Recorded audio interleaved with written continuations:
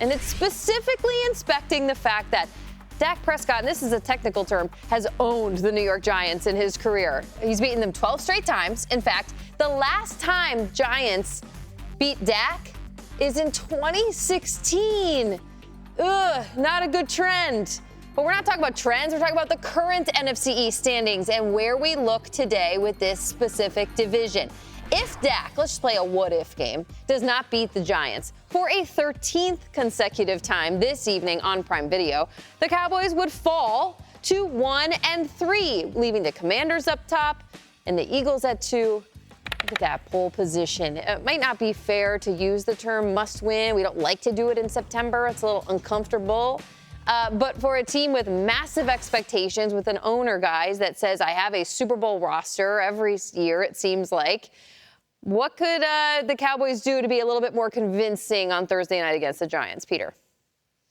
I'm looking at stopping something on defense, and there is a bright new star in New York City, and he's not on Broadway, and he doesn't play for the Knicks, and he's not hitting homers for the Yankees or the Mets. His name is Malik Nabers, and I think this could be a similar coming out party to the national audience that Jaden Daniels had, his college teammate, on Monday night. Malik Nabers has been sensational through 3 weeks. We're talking record-breaking stuff as far as a receiver goes. He leads the NFL in targets. He is second in receptions. He's fifth in receiving yards. And he's got 3 touchdowns. Last week, he became the youngest player in NFL history to have 2 receiving touchdowns. He did it on his 21st and 56th day on the year. He's 21 years old. This kid just legally became able to drink, and he's already legally able to catch touchdowns. Pass the Cavassier. Let's go. I was in the building on a Sunday night many years ago when Odell Beckham had the Odell catch. Yeah. And it was this.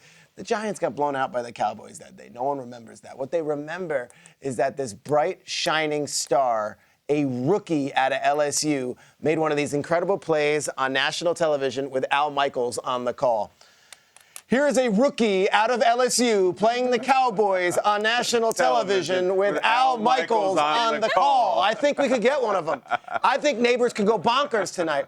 And if the Cowboys think they're going to just walk into this thing and they'll chalk it up, it's a W. Well, Dak just always beats the other guys. Like, you're underestimating not only how rough a defensive start the Cowboys have had, but that the Giants have an absolute dog on the other side. I don't know who their number 2 is at this point. Like, is Wan'Dale Robinson the number 2 wide receiver? Perhaps. Jalen Hyatt, I don't know where he's been. Like, who knows? Who cares?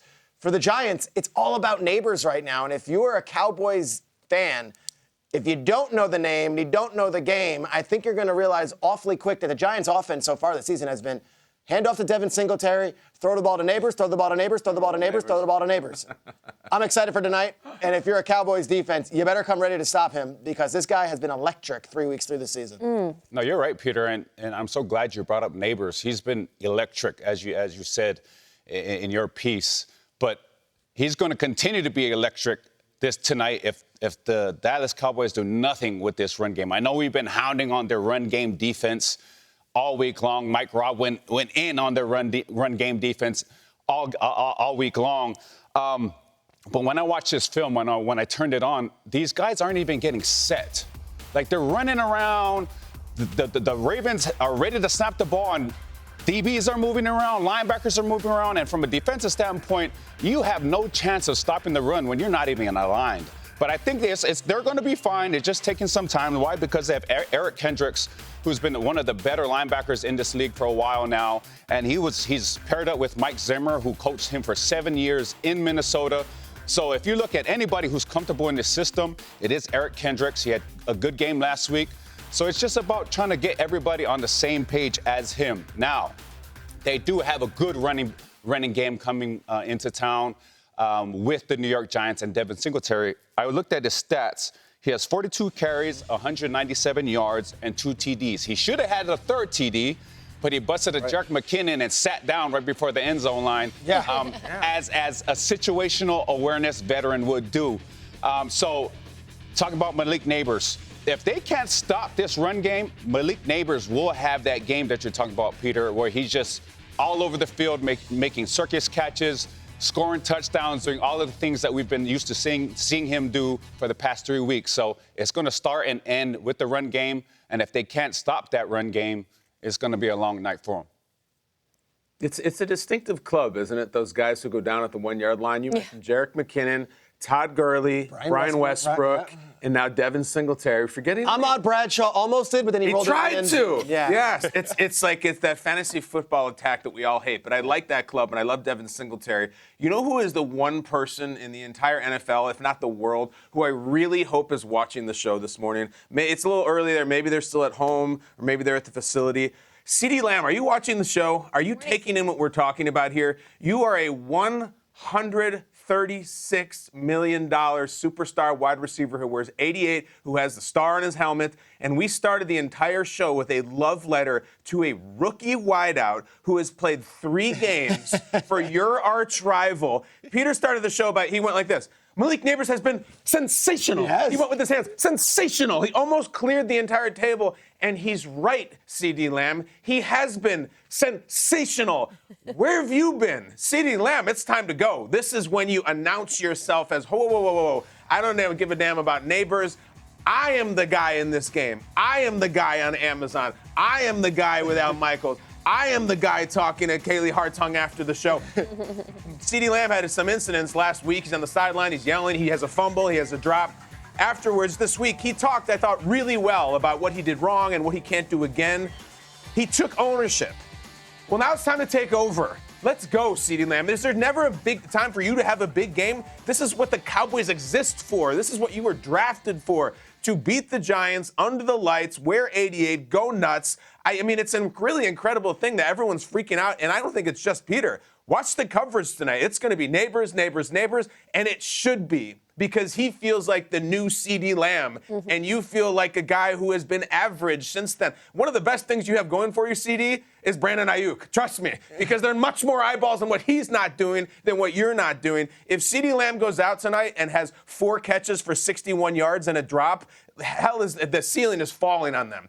Have a big night. There's a stupid rookie taking your shine. Go get it 21 back. years old rookie. 21 years old. Peter said he's the youngest player ever. You're supposed to be one of the best players in Cowboys history. Show it tonight. Come on. Yeah, it's not a good start to the season when the video that we choose to use for you is being blurred out over your mouth on the sideline with CeeDee Lamb. We want to see you blurring mouth out because of the catch that you made or because you had 3 touchdowns or something against your divisional rival. You went Eric Kendricks with your first defensive take. No Micah Parsons on that one? You didn't want to focus on the fact that he's got some stuff to talk about with this Cowboys defense? Well, I look at the defensive coordinator and the green dot. The guy he talks to, runs the plays through. Who's the guy that's communicating that defense? And when I look at a defense that's struggling to get a line, that all falls on the green dot. Now, we looked at week 1. They had probably their best defensive performance of the year so far. That was an away game. As a defensive player, we love away games. Why? Because the fans are quiet while the offense is out there. The past 2 games that they had where they lost has been home games. It's loud. It's hard to communicate. Where are we playing tonight? It's an away game. That life, yep. So I'm expecting that communication to be a little better. I'm expecting them to be set, aligned, getting ready to go. I know they have 2 young linebackers in there with Overshown and Maris Liufau. Shout out to Maris. Funny story. Maris and I went to the same high school, same college. So he and I have a lot of similarities with our careers. But there's a lot of young talent there from the linebacker position. But having somebody like Eric Kendricks there, I think, really helps them out when getting aligned. It's amazing how the NFL world spins. 2 weeks ago, Brian Daboll was the one that everyone was talking about not being ready to prepare for that Vikings game. One word, terse answers with the media. And what did Daboll and Shane do this offseason? What the heck was this team? They just got blown out by the Vikings. What is going on with the Giants? Now you fast forward just 2 weeks. Mike McCarthy is the one who's being kind of terse with the media. Dak Prescott's the one saying, don't get on the bandwagon. Mike Zimmer's on the hot seat already after just 2 horrendous defensive efforts. This is how the NFL world spins. And when you're talking about the Big Apple, New York City, and I know we might overblow it. You can say, well, Peyton Manning was a superstar at Indianapolis, and Russell Wilson was a star in Seattle. Get over it. New York still matters, and that Cowboys logo still matters. This game's on a Thursday night. It's usually reserved for Thanksgiving or on Sunday night or Sunday afternoon. This is a rarity. Week 4, I feel like it matters because of the teams involved and because of those simmering fan bases who are not happy. And in the Cowboys case, it's going this way. Giants, after last week, it might be going up. Yeah, kind of feeling themselves at this point, and they should. Kyle, I would be concerned, actually, if CeeDee was up this early watching our show, or if Dak was up all week watching shows talking about how Dak has owned the Giants. That would stress me out if I were Dak Prescott. If people were harping so much on it's like the elusive 16 never beat a 1 in the NCAA tournament until UMBC came along and they sat some guys down. So if you're Dak, Kyle, do you want people to stop focusing on this pressure to win tonight? Because if the sky is falling for the Cowboys and they do lose tonight, like that streak isn't going to help this argument. Yeah, I hear that, and he knows that. I'm sure he's very pleased with how that's gone over the years. I'm trying to think, like, Dallas is probably in the hotel right now, right, Peter? Wouldn't you think they're in New Jersey? Yeah, I would say they're either in Jersey City or Hoboken, either at the Westin or the W or one of the Marriotts, league So they're up early, and maybe, there's in the hotel TV, there's Mario Lopez talking about the new cool movies, and then flipping Fallout! Yeah, Hotel Transylvania 4. No, watch us, Dak. You got a big night. It's like this whole Cowboys parade and circus over the years, like.